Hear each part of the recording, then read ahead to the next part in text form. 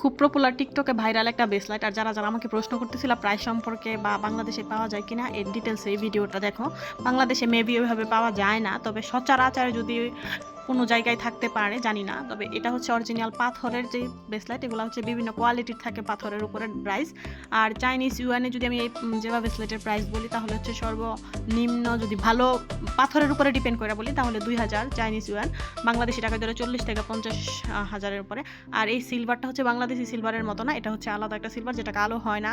আর এটা আমি কন্ট্যাক্ট করে নিছি, মানে 1 বছর পরে আমি চেঞ্জ করে নিব, সেই জন্য এটার প্রাইস ধরো বাংলাদেশি টাকায় 20,000 থেকে স্টার্টিং হয়। এটা ডিজাইনের উপরে দাম বাড়তে থাকে।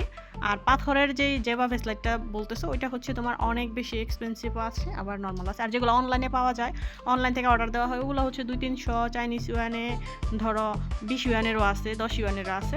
আর বাংলাদেশি টাকায় তো এটা বুঝতেই পারতেছো।